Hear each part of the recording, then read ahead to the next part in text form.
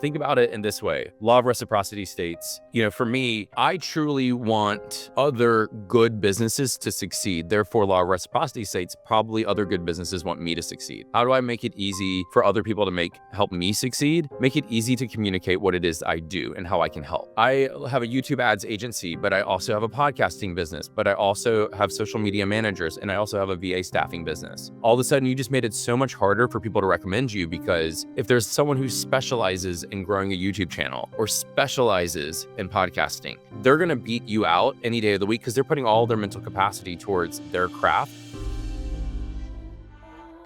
Welcome to the Speakeasy Podcast, where the real conversations happen. Behind closed doors with the boldest entrepreneurs, creators, and growth minds in the game. No fluff, no filters, just the raw strategies, personal stories, and mental models that move the needle. I'm Eric Berman. Now let's get into it. In today's episode of Inside the Speakeasy Podcast, you're going to be so excited to learn from Mark Stern, who's gone from the crazy corporate world of Deloitte and Touche and other major companies into the world of entrepreneurship, where he's sharing his genius, especially when it comes to creating custom boxes, incredible retention experience with your customers, and out-of-the-box ideas to acquire new customers, some that you probably never heard of, and some basic tips to help you get more from your existing clients. Welcome, Mark Stern. Eric, I'm thrilled to be here. So thank you for having me. Yeah, we've had some good dialogue, and really ever since, you really opened my eyes the first time we chatted, and you're doing some incredible things on just custom box experiences, the onboarding, building community or speakeasy, and realizing the importance of that proper onboarding, the struggles we're going through. Our first conversation, you really helped guide me a lot and open my eyes into some obvious misses I had. And, if okay with you, I'd love to get into some of that a little bit later in this chat.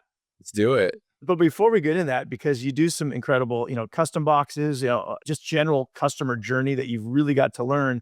I was so fascinated we talked, and I love having you as one of our great members in the community, because we have a lot of members that are almost like the anti-corporate. They go in through I always say the unhirables, the people that are like, oh, I could never go be in the corporate world, and they're just out there rolling up sleeves and building stuff on their own. Yet you have a cool background where you were in that corporate world. You were the guy who was just crushing out there, and you went the opposite way. And I'd love to hear a little bit of your background, some of your entrepreneurial story, if you could share like what you learned along the way and how you got to this point. Yeah. Oh gosh. So I grew up in Alabama, a Jewish family in Alabama, which you're automatically kind of like the token representation of your faith as a kid. But I was just told, and everyone was taught the same thing around me, that there's just one natural progression to life. And, you graduate high school, go to college, you graduate college, you get the job, then you go back to grad school, and then you get the dream job and the White House with the picket fence, and life is great. And, I thought that was it. That was the pathway. So I used to joke and say I was the poster child of corporate America, because I was president of my high school. When I went to college, I was president all 4 years of my class. I would go to the extremes. I had one job from undergrad to grad school. I had this dream to work on national marketing campaigns in the liquor realm. So Absolute and Jameson and Malibu, we'd incubate and launch these national campaigns for them, which was amazing. Got my MBA at Duke, was one of the co-student body presidents there, then worked for a big 5 consulting firm, Deloitte Consulting, and worked my way to be a top-rated strategy consultant, thinking this is life, this is the game. And you wake up one day and realize, and this was back in 2012, after I'd graduated from business school. You are on that ladder that you thought it was, right? Straight into it, crushing, get into the corporate, fun corporate job, you think. And that's because everyone I knew was like that. We were all kind of playing and drinking the same Kool-Aid and playing the same game. And then it was 2012, I graduated Duke. I had a 2-year commitment to Deloitte. I had no quality of life because at 4:45 every single Monday, a cab picked me up to take me to the airport to fly to my clients, and literally lived weekly as a road warrior flying to my clients for 6 years. And you realize I'm $165,000 in student loan debt. And now I have this job that I have no quality of life. This can't be, the dream at the end of the tunnel. When do you realize this? So you said 6 years you started? So it was 2012 when you stare back at saying you have $165,000 in student loan debt. And I think I've always had an entrepreneurial spirit. Nothing is worse to an entrepreneurial spirit than feeling this black cloud of student loan debt. And then here's the other twist. Deloitte, by contract, anything that you do in and outside the firm is owned by the firm. So you're signing away ownership that if I were to start a business, the firm would own it. And so the idea of Oh, becoming an entrepreneur, I truly didn't have a choice that if I wanted to scratch the itch, I had to leave the firm. And this is wow. just means that they did to protect themselves, especially after the whole Enron scandal, how they started to separate in compliance in terms of what it takes if you're, because you get access to proprietary client information. They want to Yeah. protect themselves. And as a result, for me, it was crippling that you had to burn your bridges or burn the ships down if you truly wanted to go all in on the entrepreneurial. Well, just catch up though, because I mean, for a second, for those of us who haven't been in that world, you're out of Duke, you're doing what you're supposed to be doing. You're fired up, you graduate, you're like, get to that sexy job at Deloitte. I got a 2-year contract, which is probably really exciting, high fiving, celebrating. And how much time are you grinding until you all of a sudden start to say, well, wait a second, is this really what it's meant to be? And you're having these thoughts about the debt and you can't do anything on your own. How long did it take you to realize that? So indirectly, it took me a year or two. And what it was, I attended a conference I had no business being at. I saw a YouTube video for this conference by Mind Valley. Are you familiar with Mind Oh Valley? yeah, of course. Yeah. Fest. And I saw a YouTube video of this event called Awesomeness Fest, which was Yep. TED Talk speakers in the daytime, Burning Man parties at night, a bunch of entrepreneurs, apply only. And like for me, I was at this place in corporate America where because I was traveling so much, this is about a year and a half or 2 years into Deloitte, I was realizing this can't be it. Like this can't be life here. Yeah. And really the low of lows happened at the time was I realized when I finally was transitioning off my current client project, waiting to transition on to the next project, you have this moment of there is nothing ahead in my life to look forward to. And to be in a position that you're like, I have nothing to Mm. look forward to because all I'm doing is working. That's what made me book this ticket to A Fest. And I thought my friends from business school, they were like, this looks really cool, would go with me. But when it came to taking out the credit card, I was the only one who did it. And, Uh, I was like, regardless if no one goes, this is calling me. And going to that event, it was like living in a bubble that you thought like your bubble was secure. And then going to an event and seeing effectively it introduced me to digital marketing. Andre Chaperone, Yannick Silver, Ryan Dice, all these people, Dane Maxwell were there, all these digital marketers. And I had no idea what that was. And I even remember sitting down talking to someone and they were like, I just paid 25K to get mastermind certified. And I just stared at her like, you did what? Like, none of these words made sense to me because none of them were like the people I came from. So this is kind of where that bubble shattered and you go back into corporate realizing you just like had the rug pulled from under you and you're now seeing, having a fulfilling professional career through a new lens. And it took me from like 2013 when I had that instance to 2018 to finally muster up the courage to say, now is the time for me to make the transition out. You have these golden shackles when you work for Deloitte because they literally pay for everything, but you have no quality of life. right, right. Yeah. Well, I mean, it's interesting. I mean, it's very self-aware.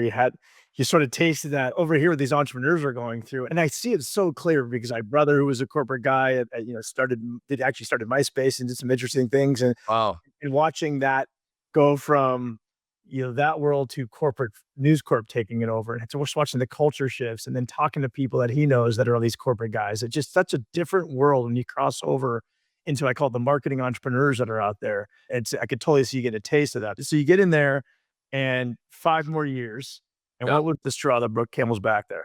Oh, goodness gracious. So, what it was the last year that I was there, like I was on the verge of becoming a junior partner. It was like, it's so predictable when you're going to get promoted because of just how big the machine is. If you hit the certain, if you did the role for a certain number of years, you're hitting certain scores in terms of like your ratings in the firm, you just know you're going to get promoted. And this was a promotion year for me to become junior partner. What ended up happening was every time I'd get on a plane, I literally could feel my body breaking down. And it manifested like the only time your brain slows down in that career is between Christmas and New Year's because your clients shut down, the firm is shut down. It's the only time you feel good about taking off time.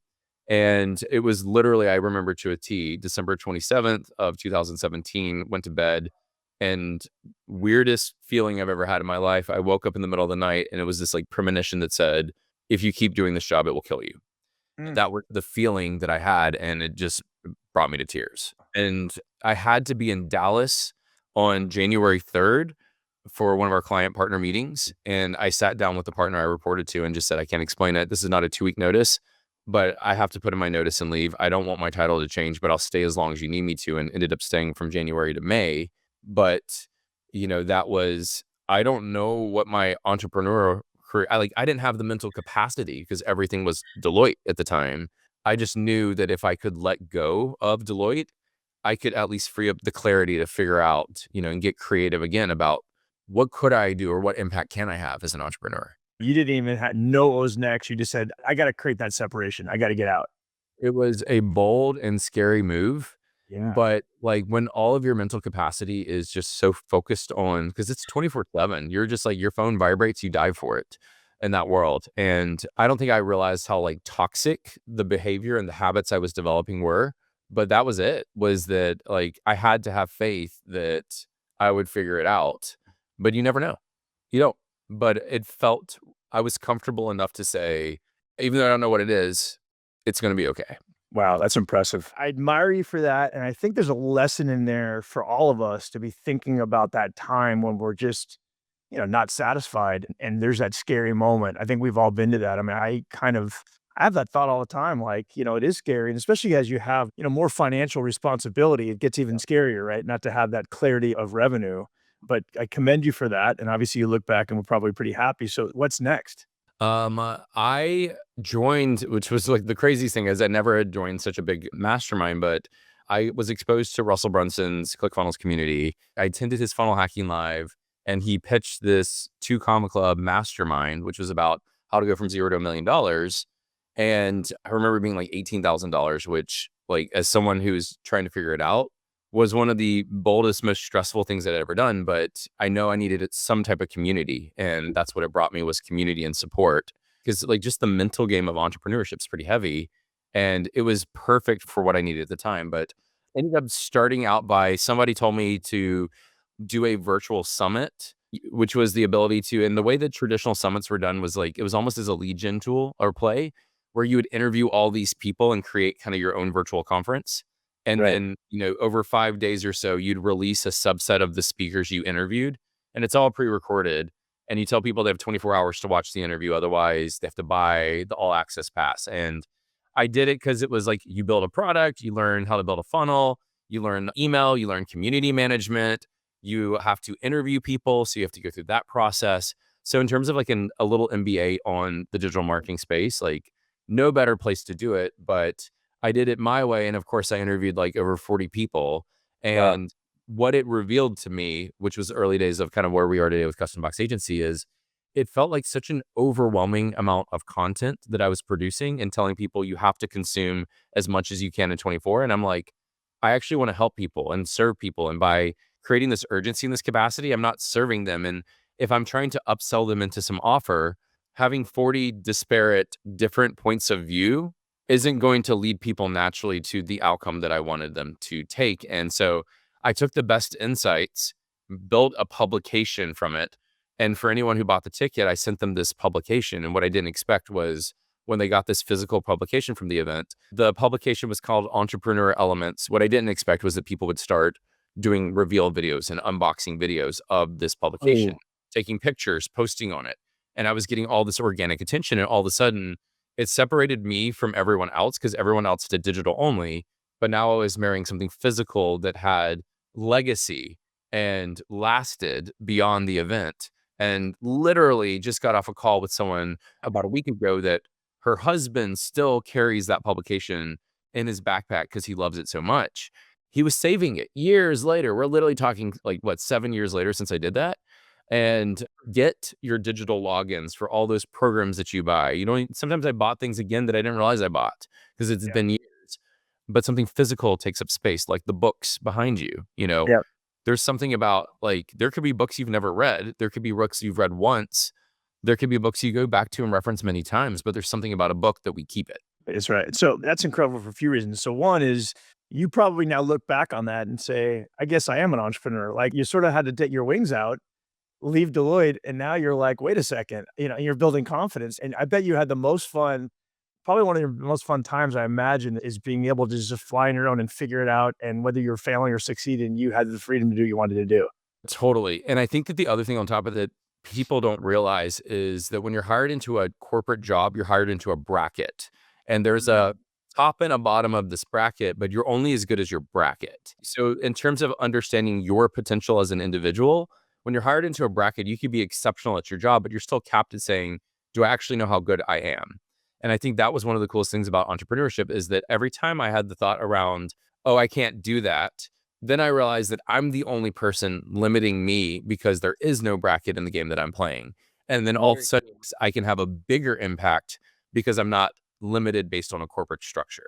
God, that's so interesting. I mean, I think some of us who've never gone there, it's almost a blessing in a weird way that you had that experience because you appreciate different things, and now you know it's almost like that motivation level. You're right. There's no box that's going to force you to limit you. I mean, is that really the seed of your current business today? I mean, there's publications and the printed what you did there. I think it was kind of like the echoes or the whispers that like I didn't. If you told me I was going to start a box business in the capacity, I would have probably told you coming out of business school, you've lost your mind. Like it was never a dream of mine to do it. But all of a sudden, what ended up happening was when I did my second virtual event, seeing the response, I was like, I truly want to like set people up. So rather than interviewing 40 people, I interviewed 10. It was all about high ticket sales because I wanted to get smart on high ticket selling. And I converted all the best insights into a box experience that was the high ticket online box that not Mm, only spotlighted the speakers, but it just was designed to give people a quick win or outcome on their journey in that model to building their own high ticket offer, which then had a perfect natural ascension. What I didn't expect with that was every person who received the box would do an average of 3 to 7 minutes showing off the box. Even though they're all showing the same stuff, everyone wanted to do their own unboxing. And it just solidified that there's something with physical blending with digital. And that was kind of where it just became, it's a no brainer. It didn't become the business until COVID, really, because more and more people started saying, how are you doing these boxes? Launched a challenge called the Custom Box Challenge to teach people how to do it, to buy back my time. I was building this business in virtual events. right? And people just kept on saying, how are you doing this? And then they go through the challenge and call me back up and say, but we want you to build. We want a Mark Stern box. Yeah. And launched an agency in concurrent of launching, growing this virtual event business I started. And then COVID happened, and it was my mentor who looked at me and said, I talked to a bunch of people who is Mark Stern. Half of them say you're the box guy. The other half say you're the virtual event guy. So you're confusing people. So pick one. And it made sense to pick virtual events because we're at the beginning of COVID and I had experience in it. My gut said there's something about these boxes that is an untapped game that is such massive potential for businesses that I just had to get there and like listen to people and just listen what they were asking and killed this virtual event business I'd been building for 3 years, went all in on boxes. And that one strategic decision of just going all in on focusing on one thing truly changed the game for me. Wow. It's the old I always look back in life and say it's the choose your own adventure, really pivotal times in life. I mean, you had it just in this conversation. Obviously, the big pivot to change to go in this route. And now there's another major choose your own, which path you're going to go down. Yeah. Chose the box path. I love the lesson in there, which so many of us fail to do, self included, is the just go all in at one thing, which has led to the success and versus trying to drive, which most of us entrepreneurs probably would have said, screw it. I could probably do both at the same time. Let's see what happens. And you did that. Yeah, go ahead. You're gonna say something. Yeah, no, I have to say because there's something really important here, Yeah. and this is it. And so this was kind of like the backwards, like I was taught at Deloitte to be the world's best generalist, be good at everything. Like that's what Deloitte wanted Mm, you to be good at is everything. They celebrated the fact that you were not only a good strategist, but you could turn around and implement the strategy and you can get in the nuances and you just had to be good at everything.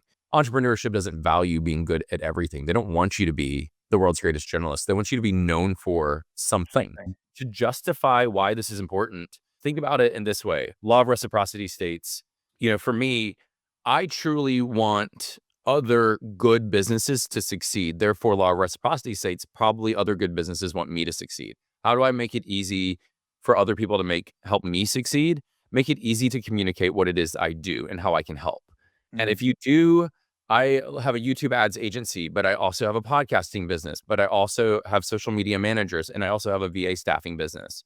All of a sudden, you just made it so much harder for people to recommend you because, like, I don't know which one of those, which is if there's someone who specializes in growing a YouTube channel or specializes in podcasting, they're going to beat you out any day of the week because they're putting all their mental capacity towards their craft as opposed to splitting it between so many different domains. And if I know you do podcasting and you run a podcasting agency, when someone says who does podcasting, I'm going to recommend the person that's all in on it more so because it's going to be more second nature to me than the person that does 30 other things. So Yeah, just the power of niching down just makes it easy for me to help you win. dude, I appreciate you saying this. That is so obvious in hindsight what you said, but it's so profound for, again, all of us. And again, I'm looking at myself in the mirror, or at least at the screen as I look at myself talking to you and saying, I'm guilty of this. And you're right. And you're going to get me to switch because I am juggling a couple things. But as you say that, you're absolutely right. It's how am I supposed to expect somebody, they have such limited time. If they're kind enough to refer me, I'm making their job so much worse by having them think exactly remember what Eric does, but a bunch of stuff. And then Yeah. versus, or whoever. But you're right. Be known as the guy because now, I love it. I mean, it's obvious, but when the way you said that is brilliant. So thank you for that. Yeah, I know it's crazy too. It's like I didn't see it either because it's so easy to chase whatever opportunities in front of you. Even just saying no to opportunities, things that we could do, but it's just not in our wheelhouse or our domains has also helped grow the business. I love it. All right. So let's get into, your focus. We just talked about that, what you are known for, what you're great. I know you're great at a lot of things, but what you've just talked about, let's walk away with what you're known for, what the great thing you do and what we're all missing. I mean, there's some great lessons in here on what you've been able to do for people in the custom box experience and walk me through that a little bit. Sure. So where we anchor things is customer lifecycle. If you think of the customer lifecycle, there's three phases. You acquire a customer. So how do they find you to buying your products and services? Then you deliver your products and services. So this is onboarding to the outcome of whatever promise you made when you sold them whatever your product service is. And then the third thing is retention. Retention can be anything from introducing the next journey in terms, and so we're talking about extending lifetime value. Recognition is a big part of retention, giving people the goalpost of things to strive for. A perfect example is ClickFunnels does this brilliantly with the 2 Comma Club Award. If you are playing their game, they define success as in you've generated $1 million using ClickFunnels in a funnel. Black and white, easy terms. People keep paying that monthly fee to ClickFunnels because, they want that recognition. So and that's kind of what we anchor on is when we talk to clients, they may come to us saying, we're launching a new program. We are launching this new product or service. Can you help us really streamline the journey to get the outcome? So we can work with you saying, here's onboarding, here's the end result, and let's build the pathway. So it's a recipe. So people know exactly where they are in the process, and then from that, we can build out a physical box experience. But we can do the same thing on the acquisition and on the retention side. So this is kind of where we just say, how can we start to truly set up our customers or clients for success out of the gates? Part of this is sending them all the tools and resources they need. And this is why I love Box is that, I don't want, this is my big struggle when I started as an entrepreneur is I would spend $2,000 to $10,000 on products. And to get started, I would need to print out things or go buy things and get things. You put up all these obstacles that wouldn't allow me to get started off the bat. Had you just sent me what I needed, I can remove all those obstacles and get out of this idea of someday I'll get around to it. Right. So this is kind of where that if I can gamify your business and incentivize behavior and give people a clear pathway to follow, then I can build a whole physical product around that. And I promise you, and not only is it going to reduce overwhelm and attrition, which is what's typical in the onboarding part, but it's going to get results faster. So then you can introduce the next product or service to your clients or customers. Right. It's the psychology of, I love how you said someday I'll get to it. My partner for years, Brian Tracy, calls it someday I'll. Someday I'll, or you take a trip down someday I'll. Love he says that. Really, it's the psychology of being able to, like you said, once you get the momentum, why are we creating friction? We just got the customer bought, sold, engaged, and now we're creating friction to get them to actually take action, which ultimately leads to, referrals, more sales, more consumption, et cetera, et cetera. More social proof. Yeah. All the social proof. So what's the magic? Tell us a little bit about the custom box experience. So what am I getting? And, obviously whether somebody works with you or just in general, you help them create some ideas. Talk Yeah. me through an example experience. Yeah, it's a great question. And I can show you some of the strategies that we're deploying with our own products that we've introduced in the marketplace as well. But there's a certain formula that we take every client through. But what we try and look at is with any experience, you always start with the end in mind. So what is outcome? What is success? And defining success. Defining success is critical to me. Businesses do not do a good job of this. And what I mean by that is I'll use a marathon as an example. If you've ever run a marathon or if you're familiar with a marathon, I know that a typical marathon is broken down into 3 phases. Before you start the marathon, it's all about prep. Then when you cross the starting line, I know you are no longer prepping. you are now in the race. And I know that when you cross the finish line, you are no longer racing, you've completed the race and now it's post-race. So if we have phases that are race and post-race, like what is the defining marker that tells me your transition from one phase to the next? Well, crossing the starting line, I know for a fact you're not prepping for the race anymore. Crossing the finish line, I know you're not running the race anymore. And then what's a marker or emblem that represents success? I know if you have the medal, that's the medal that they give you at the end of the race, without a shadow of a doubt, you've completed the race because you have something that represents success. So it's very clear. Same thing with Taekwondo. If you want the black belt, having the black belt, we call them jewels, having that jewel, without a shadow of a doubt, I know that you've gone through the training to earn that rank. So they define success. Same thing in Boy Scouts. If you have Eagle Scout ranking, like again, I know that you've achieved a certain degree of success, but they've defined what success is. Even in college, they have a pathway, freshman, sophomore, junior, senior.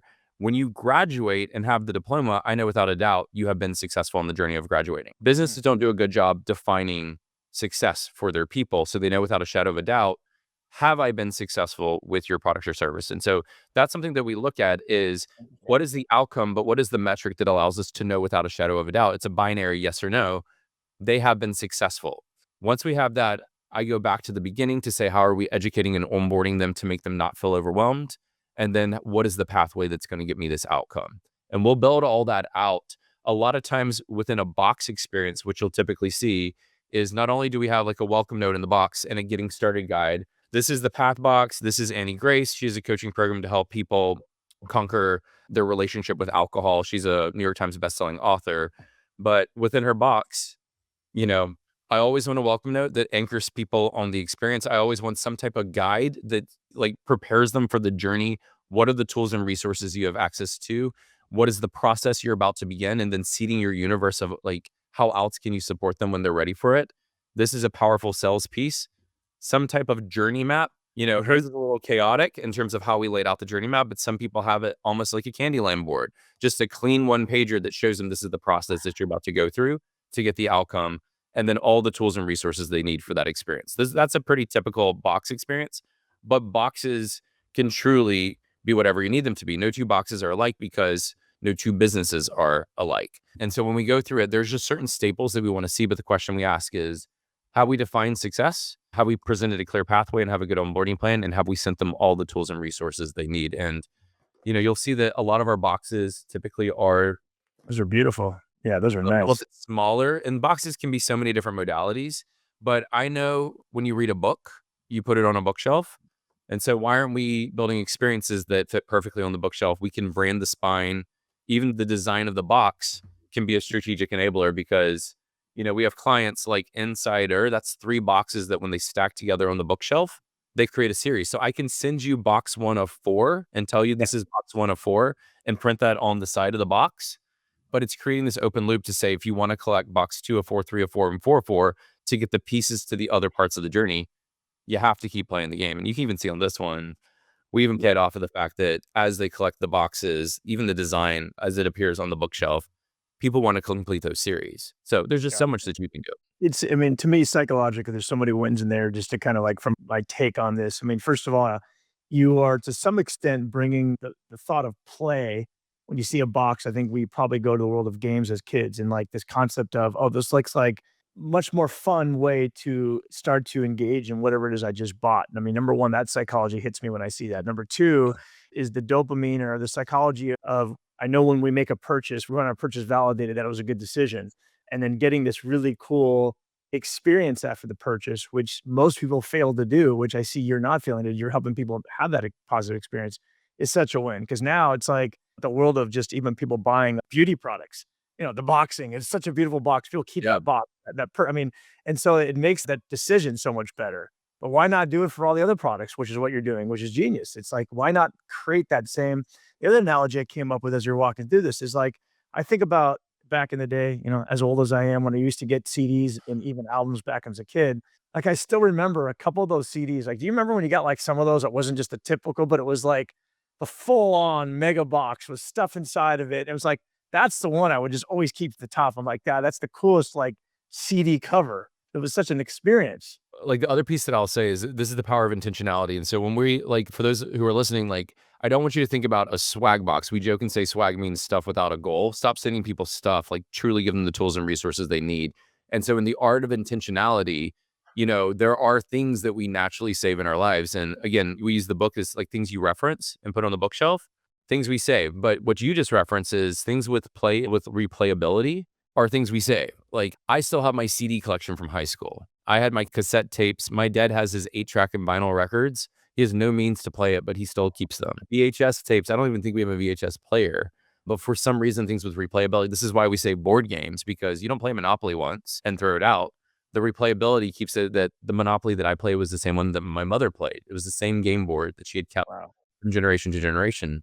Sporting equipment, like things with that replayability. How do we engineer replayability into the experiences that we're creating? So I could say, hey, when you go through this product today, I want you to do it again in 6 months because I promise you, you're going to have change. Your environment's going to have change, and it's going to be a different outcome and experience. So now, like, how do we give life to our products in a bigger way? That can be engineered. Love it. Love it. So now for those listening, I mean, clearly you got my eyes open up and hopefully others listening to this about that experience upon purchase and creating that. What's an easy first step if they don't necessarily go into the box, which, may hopefully many of us do. Any recommendations or tips you have for those listening on what they could just do to like take one step or a couple steps above the typical what we do on customer experience? Yeah, I mean, again, this gets back into making sure that the outcome, like what is success and what is the outcome of completing this product or service in front of them. If you just start by that defining the back end anchor, to me, that is something that like what we're trying to do from a customer or client standpoint is minimize overwhelm and give them something very concrete to strive for. And so this is why I think that two comma global word is so powerful because it's so black and white. There could be people who say, I don't like the ClickFunnels platform, but they want that award and it's enough to push them over the edge. I can give an example of one that has inspired me in my business too, Yeah.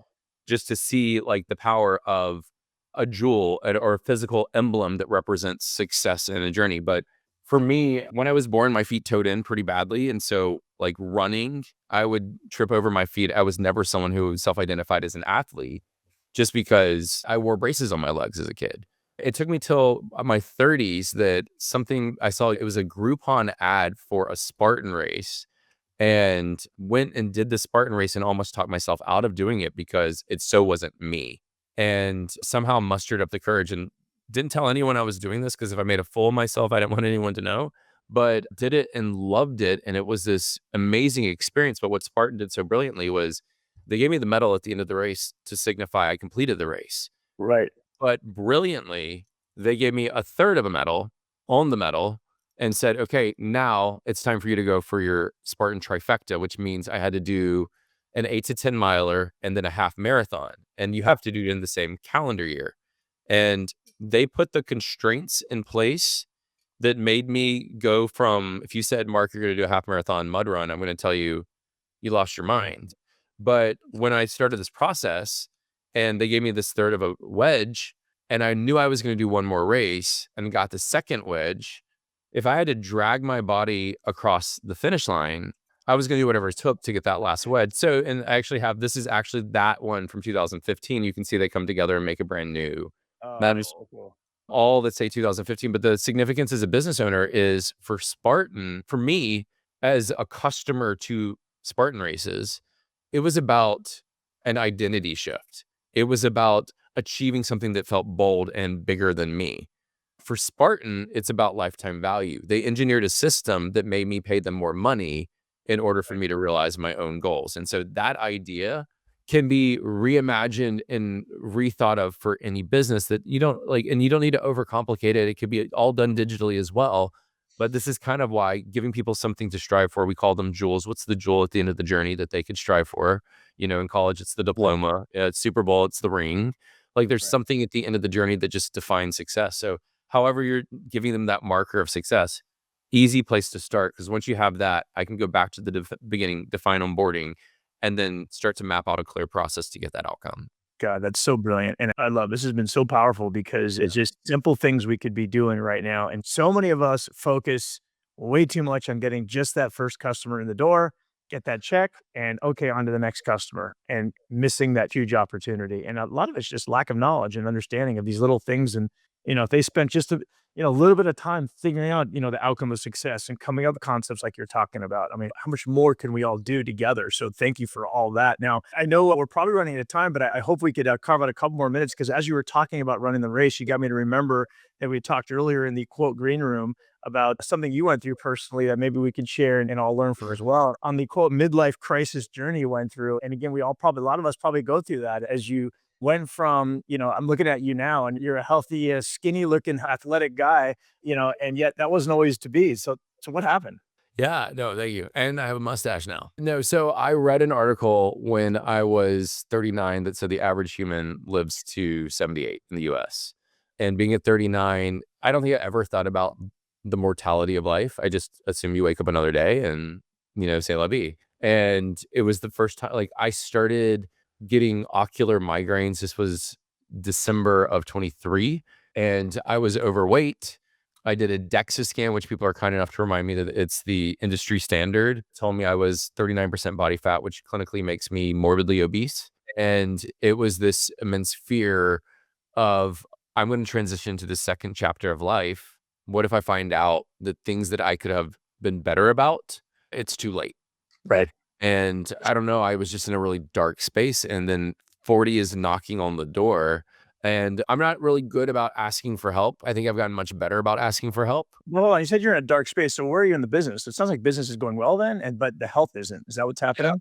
And so how I would break it down is, let's just break it down to three simple categories. If you have life is made up of, this is how you spend your hours of your day. Personal, your love and relationships, your friends, Yeah. your family. Professional, how you make money, your business. And then self, like how you take care of your body. So sleep, fitness, nutrition, relaxation, meditation, all that stuff. If those are three different domains, I had this breakthrough that was my business. I feel like I want it to be world class. Business is growing and business is thriving. Body is not like where it needs to be. And then my relationships could be better. If you've ever heard the saying, like, you're only as good as your weakest link, I may have a world class business, but if my body is just good enough, Right. that's my business can be as good enough because it's all part of me.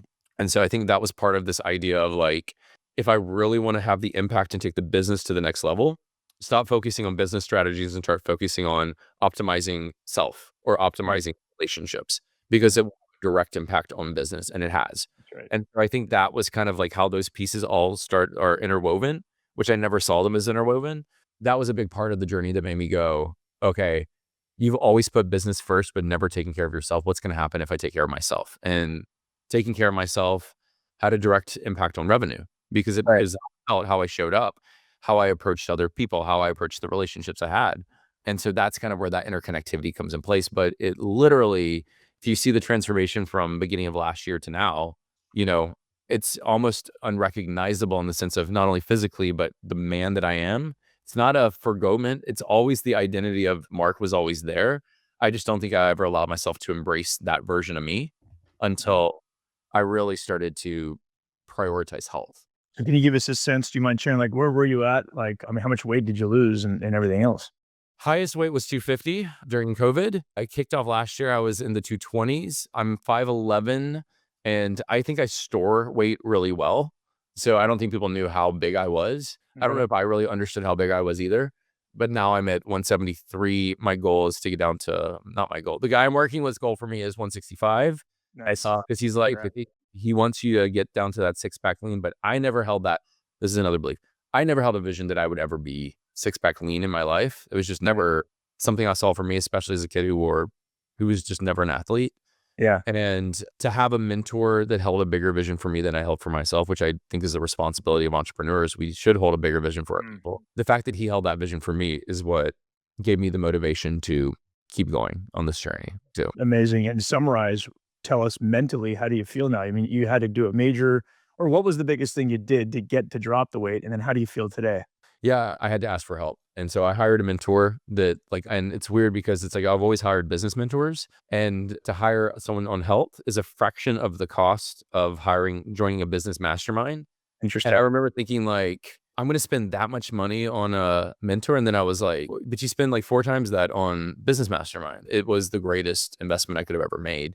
Blood work. They start with the blood panel to see where you're deficient, which I'd never done. And then they prescribe supplements based on your deficiencies to kind of balance out and optimize body.